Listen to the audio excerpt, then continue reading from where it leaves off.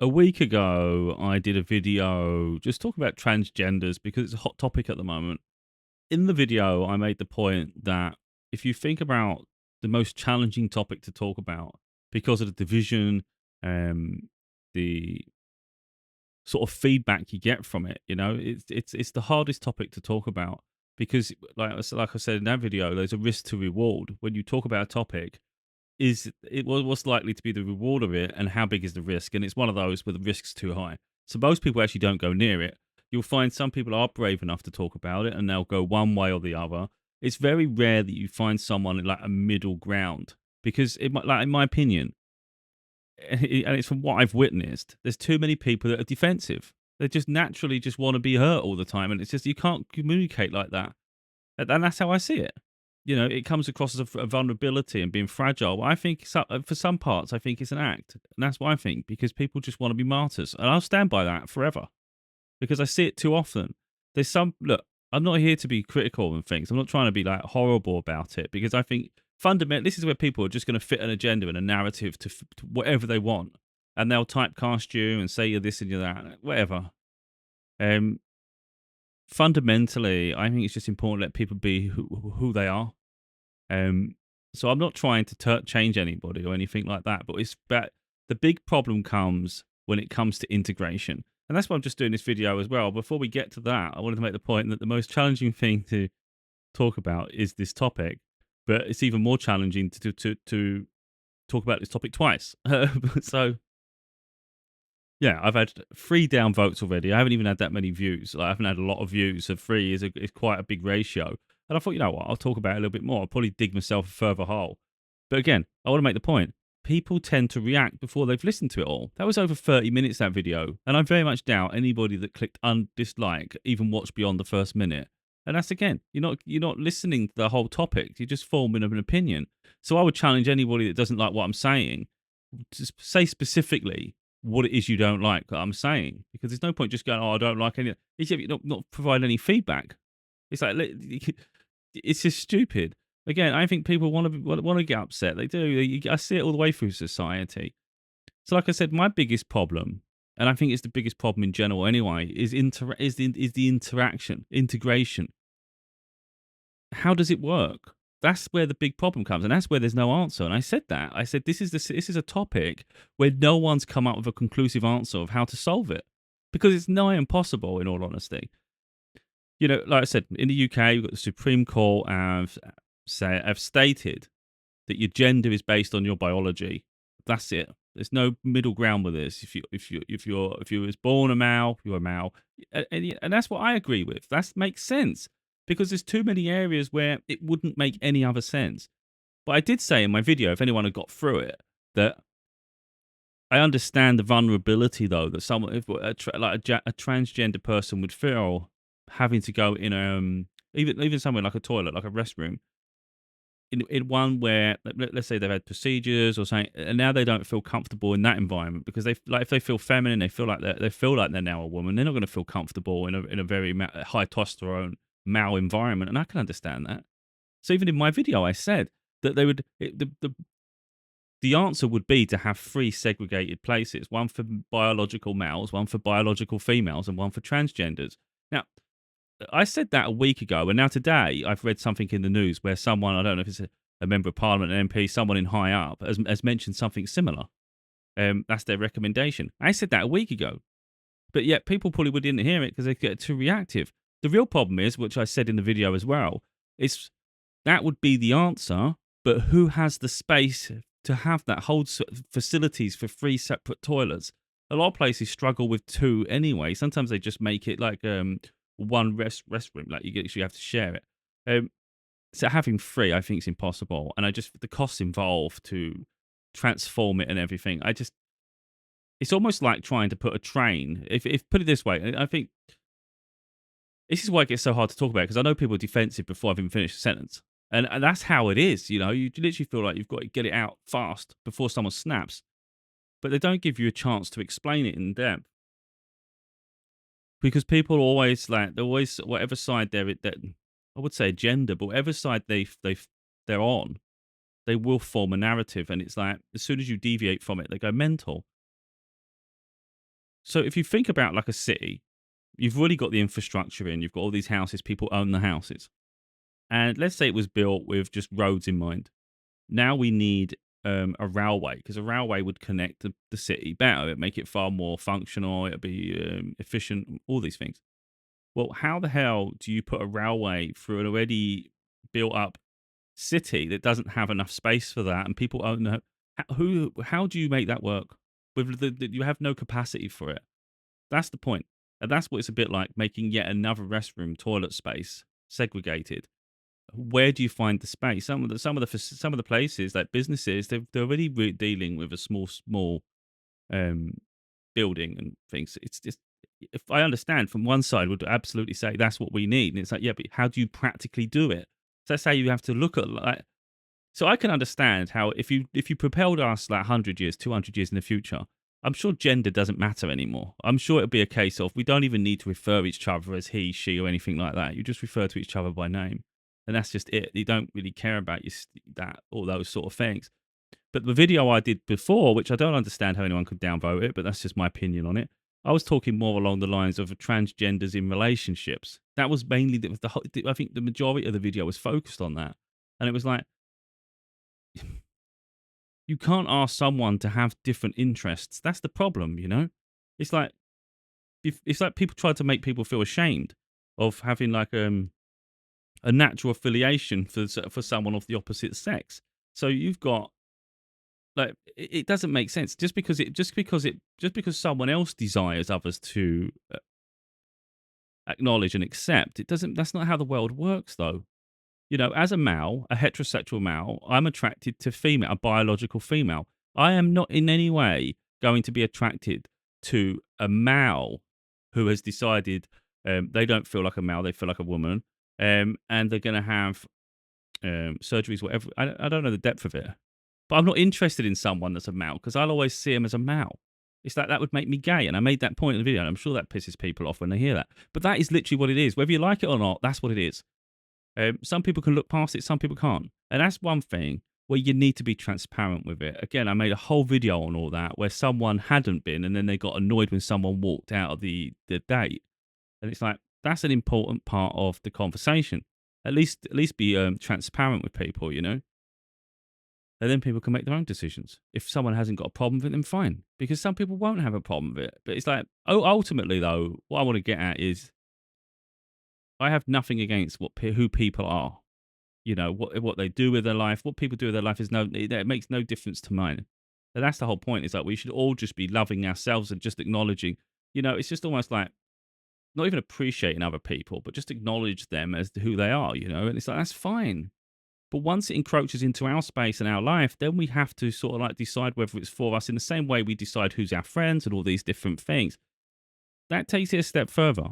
So you've got to look at those sort of things, you know. It's like you've got to be honest. That's the one thing you get in me is honesty. And it might trigger people and they might not like my opinion on it, but it's like sometimes it gets to the point where it's just tough shit. That's how I think.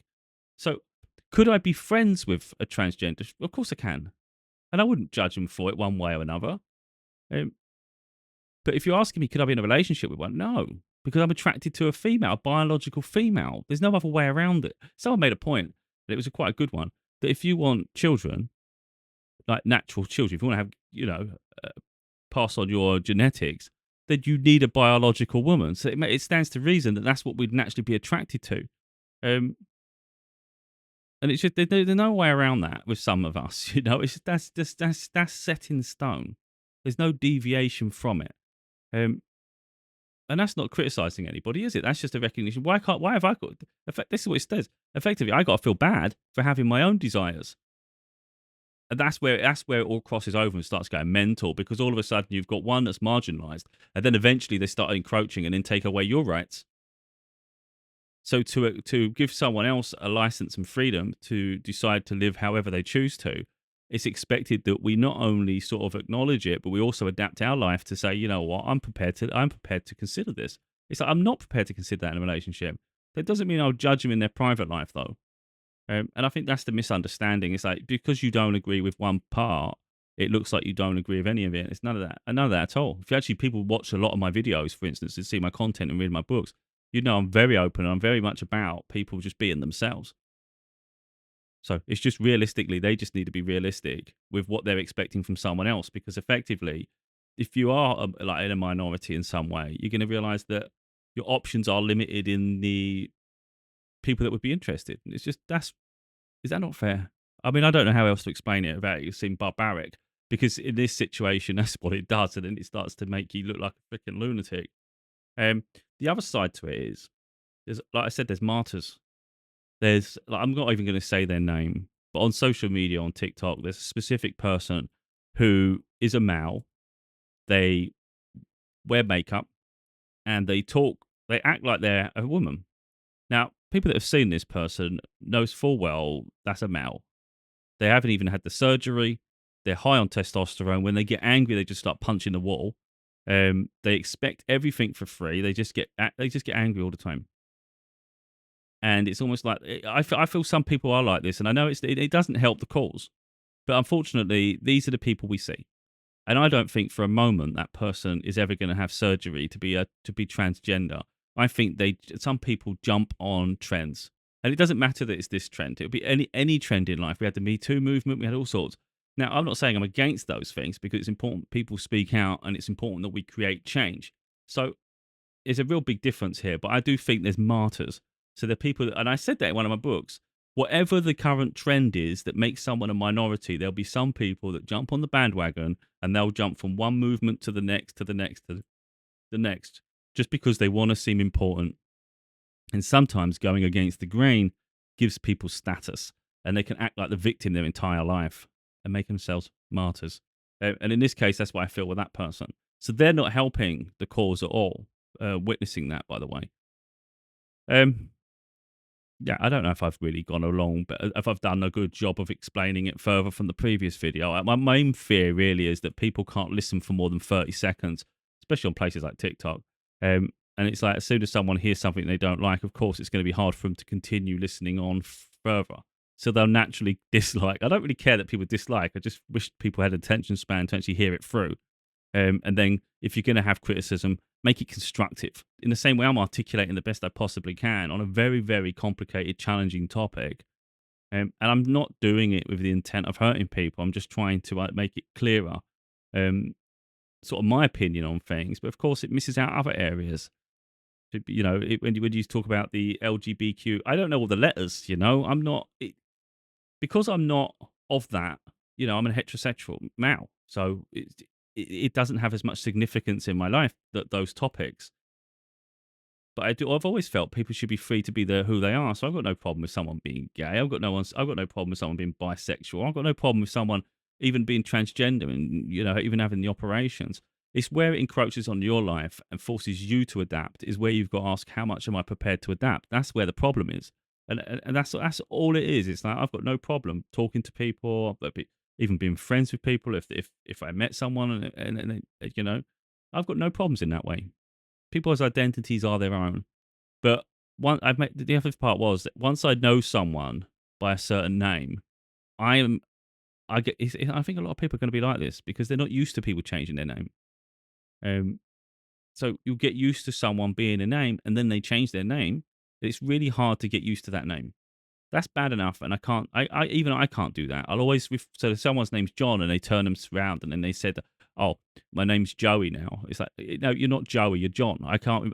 I've always known you as John. I can't say Joey, because you're not. You're John.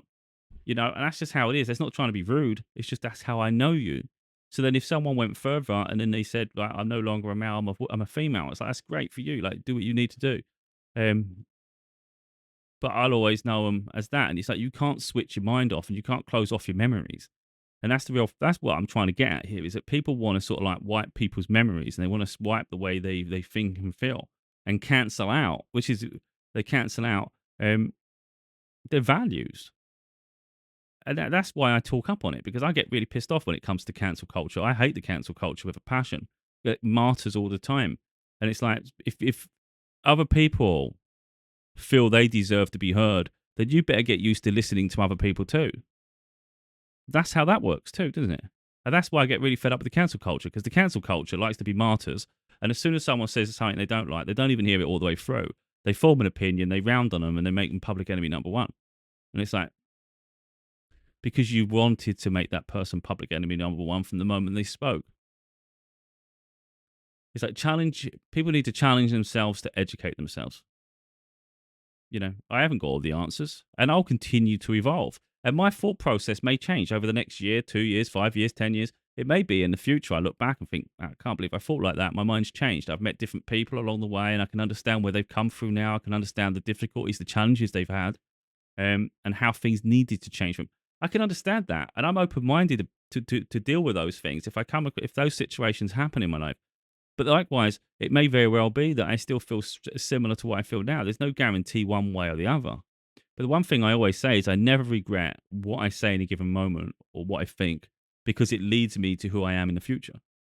So if someone was to, if I've said something embarrassing now or something that's really controversial, which without meaning to, and someone pulled me up in 5, 10 years and showed me the video, and then they said, "What do you think about that?" I say, "That's what I thought at the time." So no one can embarrass me about what I talk about or anything like that, because it leads me to what I'm going to be, who I am in the future. And I don't do anything just to be cruel. So if you listen to the way I talk, I don't talk aggressive. I'm not loud. I'm not obnoxious.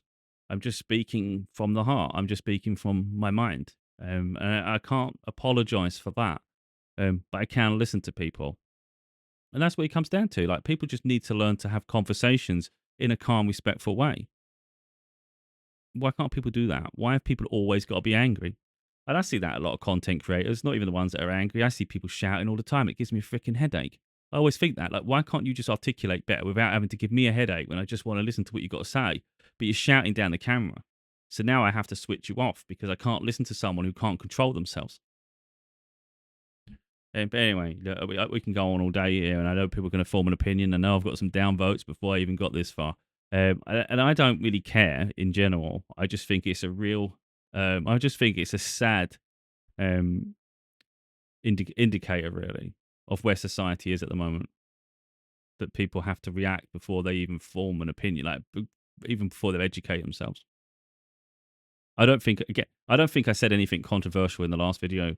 I don't think I've said anything controversial this video. Honestly, if people don't like it, I don't know what they want from me, like what they want me to say.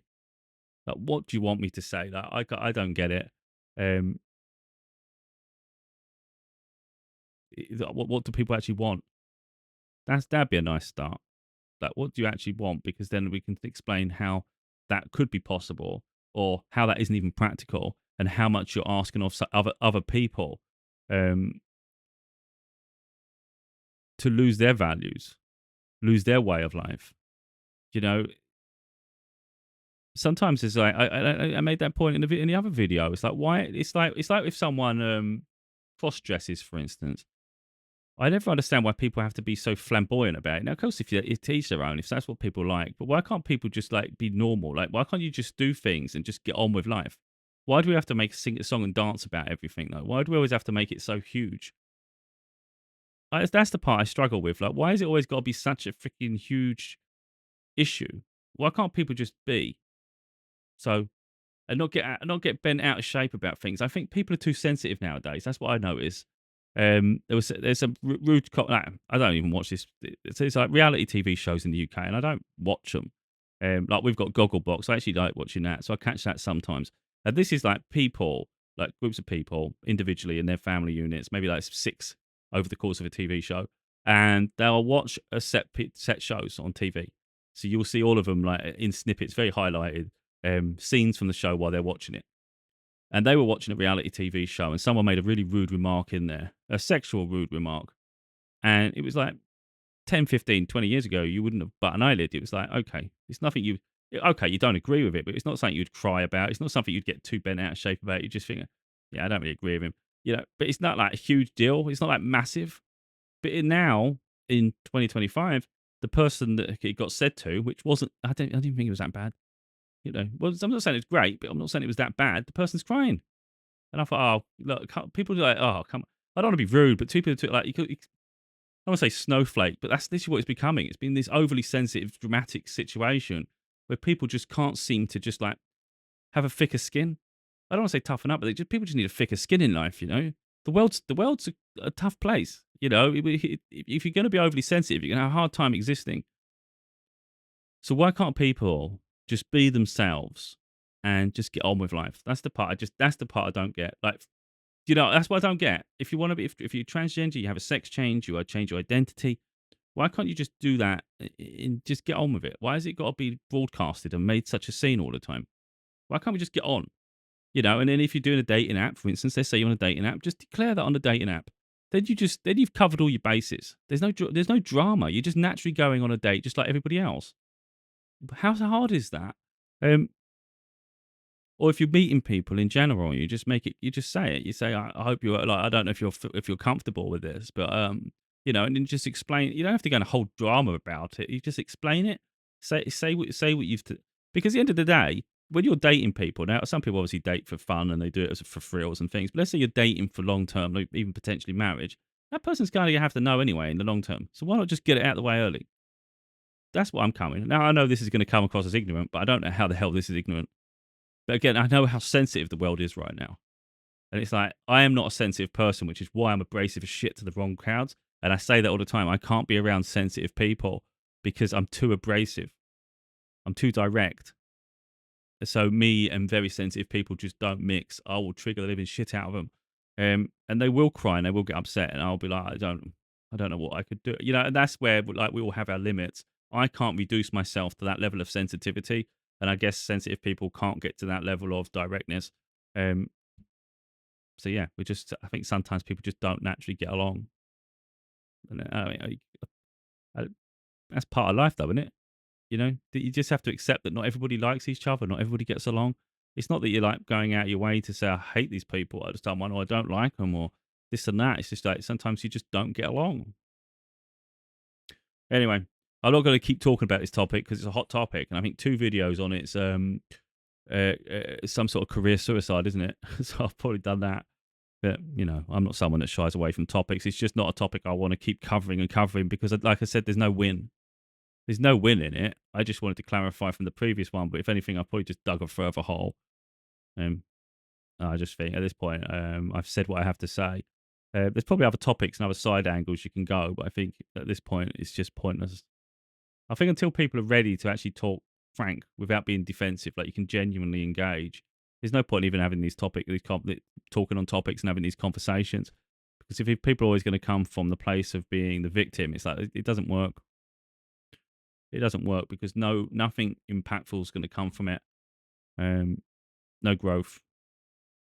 It's just constant this overly sensitive, hysterical drama, and the constant downvotes. So downvote me, baby. I'm expecting it. I don't expect any upvotes on these videos because it just doesn't happen, does it? Because people that agree, they move on. Most people do, you know. Most people just move on. They don't really bother engaging. It's only those that get really hysterical. They have to pick, don't like that, don't like that. That's a shame.